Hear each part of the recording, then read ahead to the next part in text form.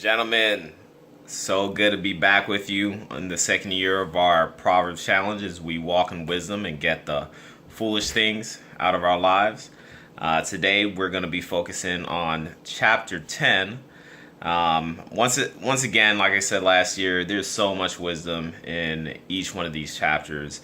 But I'm just going to pick out one point that I'd like to just hone in on. So I'm going to cheat a little bit. Don't get too mad at me. I'm going to do two verses that stuck out to me, but they're very closely related, and they go together to make the point.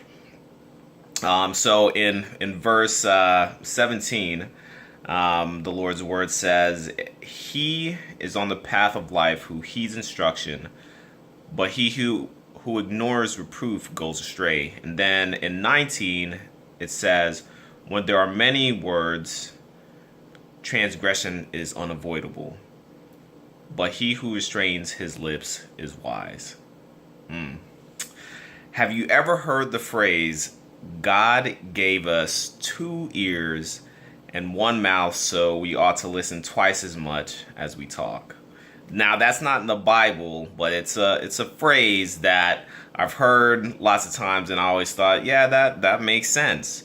Well, here, plain as day, is some supporting evidence. God said something similar, Time and time again, we are told to watch what we say, watch how we talk, watch how we interact with people throughout the Bible.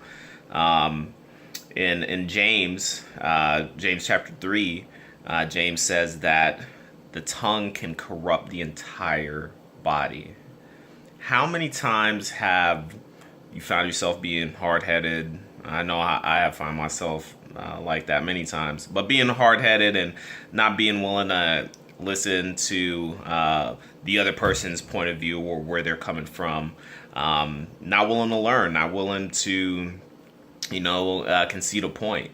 But talking, how many times have we filled in awkward silence with just idle words? How many times has that led to gossip? How many times has that led to tearing down versus building up? Idle words, idle chatter can destroy not only yourself with where it can lead, but other people. It can help tear them down.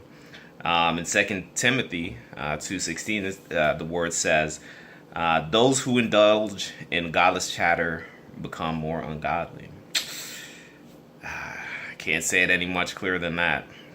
So, moral of the story, listen more, talk less. And when you do say something, make it count. Say something that actually matters. All right, guys, that's it for today. See y'all tomorrow.